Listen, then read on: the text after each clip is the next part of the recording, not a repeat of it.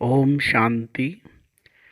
16 अक्टूबर 2022 अव्यक्त बाप-दादा के महावाक्य। रिवाइज डेट है 3 नवंबर 1992। मुरली का सार। रूहानी रॉयल्टी संपन्न आत्माओं की निशानियाँ। रूहानी रॉयल्टी संपन्न आत्माओं की निशानियाँ। आज बाप दादा चारों ओर के अपने रूहानी रॉयल फैमिली को देख रहे हैं। सारे कल्प में सबसे रॉयल आप आत्मा ही हो। वैसे हद के राज्य अधिकारी रॉयल फैमिली बहुत गाए हुए हैं, लेकिन रूहानी रॉयल फैमिली सिर्फ आप ही गाए हुए हो। आप रॉयल फैमिली की आत्माएं आदिकाल में भी और अनादिकाल में भी और वर्तमान संगम युग में भी रूहानी रॉयल्टी वाली हो।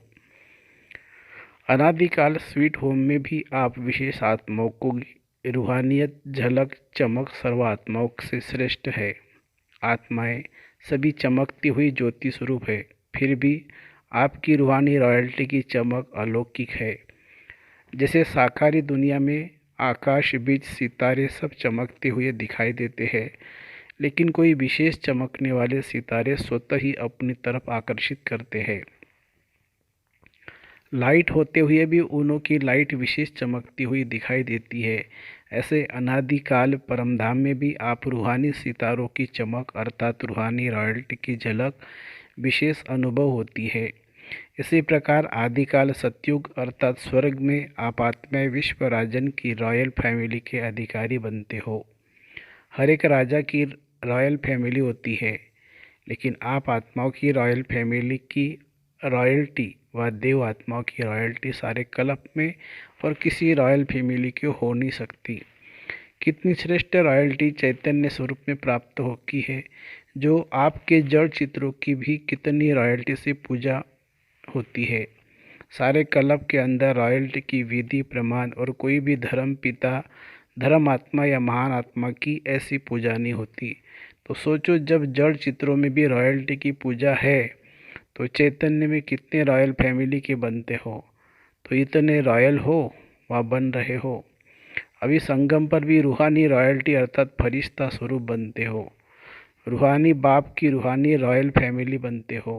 तो अनादिकाल आदिकाल और संगम युगी काल तीनों काल में नंबर 1 रॉयल बनते हो। ये नशा रहता है कि हम तीनों काल में भी रूहानी रॉयल्टी वाले हैं। इस रूहानी रॉयल्टी का फाउंडेशन क्या है? संपूर्ण प्यूरिटी। संपूर्ण प्यूरिटी ही रॉयल्टी है। तो अपने से पूछो कि रूहानी रॉयल्टी की झलक आपके रूप से सबको अनुभव होती है। रूहानी रॉयल्टी की फलक पर चरित्र से अनुभव होती है। लौकिक दुनिया में भी अल्पकाल की रॉयल्टी न जानते हुए भी चेहरे से चलन से अनुभव होती है। तो रूहानी रॉयल्टी गुप्त नहीं रह सकती, वो भी दिखाई देती है।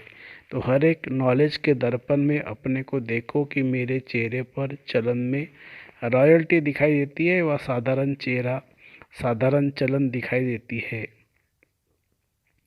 जैसे सच्चा हीरा अपनी चमक से कहा भी छिप नहीं सकता, ऐसे रूहानी चमक वाले रूहानी रॉयल्टी वाले छिप नहीं सकते।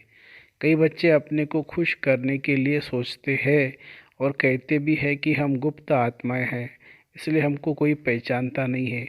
समय आने पर आप ही मालूम पड़ जाएगा। गुप्त पुरुषार्थ बहुत अच्छी बात है, लेकिन गुप्त पुरुषार्थ की झलक और फलक व रूहानी रॉयल्टी की चमक औरों को अनुभव जरूर कराएगी। स्वयं स्वयं को चाहे कितना भी गुप्त रखे, लेकिन उनके बोल, उनका संबंध संपर्क रूहानी व्यवहार का प्रभाव उनको प्रत्यक्ष करता है। जिसको साधारण शब्दों में दुनिया वाले बोल और चाल कहते हैं, तो स्वयं स्वयं को प्रत्यक्ष नहीं करते, गुप्त रखते। यह निर्माणता की विशेषता है, लेकिन दूसरे उनके बोलचाल से अनुभव अवश्य करेंगे। दूसरे कहे कि यह गुप्त पुरुषार्थी है, अगर स्वयं को कहते हैं कि मैं गुप्त पुरुषार्थी हूँ, तो यह गुप्त रखा या प्रत्यक्ष किया। कह रहे हो गुप्त, लेकिन बोल रहे हो कि मैं गुप्त पुरुषार्थी हूँ, यह गुप्त हुआ। बहुत पत्र में भी लिखते कि हम गुप्त पुरुषार्थियों को निमित्त बनी हुई दादियाँ नहीं जानती। फिर यह भी लिखते कि देख लेना आगे हम क्या करते हैं, क्या होता है। तो ये गुप्त रहे या प्रत्यक्ष किया। गुप्त पुरुषार्थी अपने को गुप्त रखे, यह बहुत अच्छा, लेकिन वर्णन नहीं करो। दूसरा आपको बोले, जो अपने आप को ही कहे उनको क्या कहा जाता है? मियाँ मिट्ठू। तो मियाँ मिट्ठू बनना बहुत सहज है ना। तो क्या सुना? रूहानी रॉयल्टी, रॉयल आत्माएं सदा ही एक को भरपूर संपन्न रहती है और संपन्नता की निशानी में सदा तृप्त आत्मा रहती है। तृप्त आत्मा हर परिस्थिति में हर आत्माओं के संबंध संपर्क में आते हुए जानते हुए स्पष्ट रहती है, चाहे कोई कितना भी असंतुष्ट करने की परिस्थितियां उनके आगे लाए। लेकिन संपन्न तृप्त आत्मा असंतुष्ट करने वाले को भी असंतुष्टता का गुण संयोग के रूप में देंगी। ऐसी आत्मा के प्रति रहमदिल बन शुभ भावना और शुभ कामना द्वारा उनको भी परिवर्तन करने का प्रयत्न करेंगे। रूहानी रॉयल आत्माओं को यही श्रेष्ठ कर्म है। जैसे स्थूल रॉयल आत्माएं कभी भी छोटी छोटी बातों में, छोटी छोटी चीज़ों में अपनी बुद्धि व समय नहीं देती, देखते भी नहीं देखती, सुनते भी नहीं सुनती, ऐसे रूहानी रॉयल आत्मा किसी भी आत्मा की छोटी छोटी बातों में जो रॉयल नहीं है उनमें अपनी बुद्धि व समय नहीं देंगी। दुनिया वाले कहते हैं कि रॉयल्टी अर्थात किसी भी हल्की बात में आँख नहीं डूबती। रूहानी रॉयल आत्माओं के मुख से कभी व्यर्थ व साधारण बोल नहीं निकलेंगे। हर बोल युक्तियुक्त होगा। युक्त युक्त का अर्थ है व्यर्थ भाव से परे अव्यक्त भाव, अव्यक्त भावना, इसको कहा जाता है रॉयल्टी। इस समय की रॉयल्टी भविष्य की रॉयल फैमिली में आने के अधिकारी बनती है। तो चेक करो, वृत्ति रॉयल है। वृत्ति रॉयल अर्थात सदा शुभ भावना, शुभ कामना की वृत्ति से हर आत्मा से व्यवहार में आए। रॉयल दृष्टि अर्थात सदा फरिश्ता रूप से औरों को भी फरिश्ता रूप देखे। कृति अर्थात कर्म में सदा सुख देना, सुख लेना। इस श्रेष्ठ कर्म के प्रमाण संपर्क में आए। ऐसे रॉयल बने हो कि बनना है। ब्रह्मा बाप के बोल और चाल, चेहरे और चलन की रॉयल्टी को देखो। ऐसे फॉलो ब्रह्मा बाप साकार फॉलो करना तो सहज है ना। ब्रह्मा को फॉलो किया तो शिव बाप को फॉलो हो ही जाएगा। एक को तो फॉलो कर सकते हो ना। बाप समान बनने के पॉइंट्स तो रोज सुनते हो। सुनना अर्थात फॉलो करना। कॉपी करना तो सहज होता है ना, कॉपी करना भी नहीं आता। बाप दादा आज मुस्कुरा रहे थे कि मधुबन में आते हैं तो विशेष गुरुवार के दिन क्या करते हैं? एक तो भोग लगाते हैं और क्या करते हैं जो सिर्फ मधुबन में ही करते हैं, जीते जी मरने का भोग। आप सबने जीते जी मरने का भोग लगा लिया है। बाप दादा मुस्कुरा रहे थे कि जीते जी मरना कहकर मनाना तो सहज है, स्टेज पर बैठ के तिलक लगा लिया, मर गए। लेकिन जीते जी मरना अर्थात पुराने संस्कारों से मरना, पुराने संस्कार, पुराने संसार की आकर्षण से मरना, यह है जीते जी मरना। भोग लगा दिया, भंडारी में जमा कर दिया और जीते जी मरना हो गया। यह तो बहुत सहज है, लेकिन मर गए।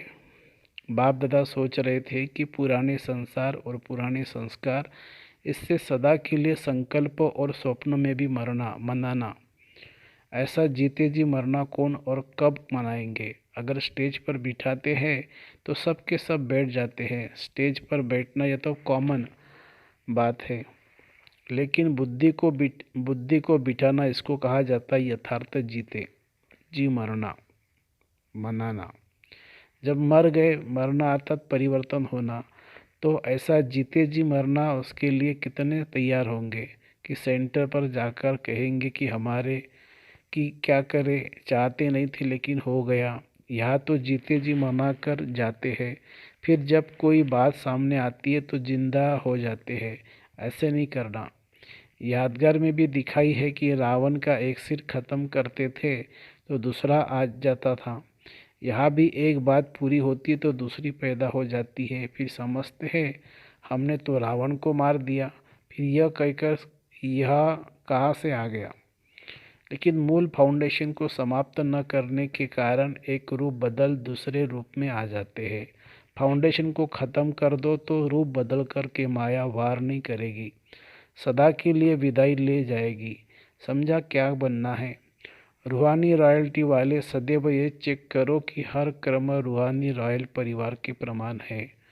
जब 99% बोल कर्म और संकल्प रॉयल्टी के हो तब समझो भविष्य में भी रॉयल फैमिली में आएंगे। ऐसे नहीं कि सोचना हम तो आ ही जाएंगे, चलो संपन्न नहीं बने तो 1% फ्री देते हैं, लेकिन 99% रॉयल्टी के संस्कार बोल और संकल्प नेचुरल होने चाहिए।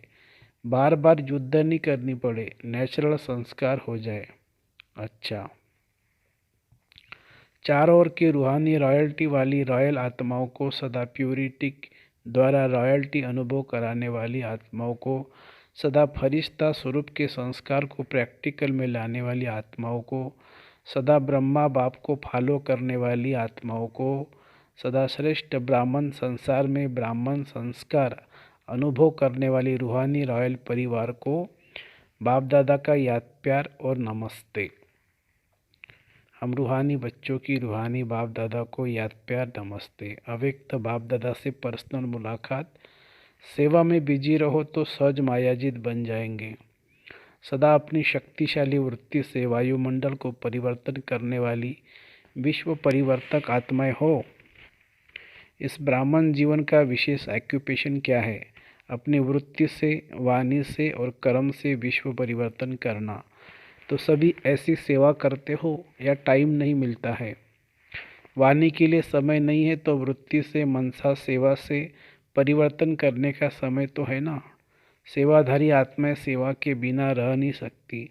ब्राह्मण जन्म है ही सेवा के लिए, और जितना सेवा में बिजी रहेंगे उतना ही सहज मायाजित बनेंगे। तो सेवा का फल भी मिले जाए और मायाजित भी सहज बन जाए, डबल फायदा है। जरा भी बुद्धि को फुर्सत मिले तो सेवा में जुट जाओ। वैसे भी पंजाब हरियाणा में सेवा भाव ज़्यादा है। गुरुद्वारा में जाकर सेवा करते हैं ना, वह स्थूल सेवा और यह रूहानी सेवा। सेवा के सिवाय समय गंवाना नहीं है। निरंतर योगी, निरंतर सेवाधारी बनो। चाहे संकल्प से करो, चाहे वाणी से, चाहे कर्म से। अपने संपर्क से भी सेवा कर सकते हो। चलो मनसा सेवा करना नहीं आवे, लेकिन अपने संपर्क से, अपनी चलन से भी सेवा कर सकते हो। यह तो सहज है ना। तो चेक करो कि सदा सेवाधारी है व कभी कभी के सेवाधारी है। अगर कभी कभी के सेवाधारी होंगे तो राज्य भाग्य की कभी कभी मिलेगा। इस समय की सेवा भविष्य प्राप्ति का आधार है। कभी भी कोई यह बहाना नहीं दे सकते कि चाहते थे लेकिन समय नहीं है। कोई कहते हैं शरीर नहीं चलता है, टांगे नहीं चलती है, क्या करे। कोई कहते हैं कमर नहीं चलती, कोई कहते हैं टांगे नहीं चलती, लेकिन बुद्धि तो चलती है ना। तो बुद्धि द्वारा सेवा करो। आराम से पलंग पर बैठकर सेवा करो। अगर कमर टेढ़ी है तो लेट जाओ, लेकिन सेवा में बिजी रहो। बिजी रहना ही सहज पुरुषार्थ है। मेहनत नहीं करनी पड़ेगी। बार बार माया आवे और भगाओ तो मेहनत होती है, युद्ध होती है। बिजी रहने वाले युद्ध से छूट जाते हैं। बिजी रहेंगे तो माया की हिम्मत नहीं होगी आने की। और जितना अपने को बिजी रखेंगे उतना ही आपकी वृत्ति से वायुमंडल परिवर्तन होता रहेगा। कोई भी ब्राह्मण आत्मा यह नहीं सोच सकती कि क्या करे, वायुमंडल बहुत खराब है। खराब है तब तो परिवर्तन करते हो। खराब ही नहीं होगा तो क्या करेंगे? अच्छे को बदलेंगे क्या? तो विश्व परिवर्तन का काम है बुरे को अच्छा बनाना। तो बुरा तो होगा ही। बुरे को अच्छा बनाने वाले आप हो। विश्व परिवर्तक का कार्य किया है तब तो अब तक भी आपका गायन है। शक्तियों के गायन में आपकी कितनी महिमा करते हैं। तो अपनी महिमा सुनते हुए खुशी होती है ना। अच्छा, फिर वरदान है, सेवा का प्रत्यक्ष फल खाते एवर हेल्दी वेल्दी और हैप्पी रहने वाले सदा खुशहाल भवो। जैसे साकार दुनिया में कहते हैं कि ताज़ा फल खाओ तो तंदुरुस्त रहेंगे, लेकिन रहने का साधन फल बताते हैं। और आप बच्चे तो हर सेकंड प्रत्यक्ष फल खाने वाले हो। इसलिए यदि आपसे कोई पूछे कि आपका हालचाल क्या है तो बोलो हाल है खुशहाल और चाल है फरिश्तों की। हम हेल्दी भी है, वेल्दी भी है तो हैप्पी भी है। ब्राह्मण कभी उदास हो नहीं सकते। स्लोगन है, पवित्र आत्मा ही स्वच्छता और सत्यता का दर्पण है। पवित्र आत्मा ही स्वच्छता और सत्यता का दर्पण है। अच्छा, ओम शांति शांति शांति। शुक्रिया बाबा, शुक्रिया। Thank you Baba, thank you.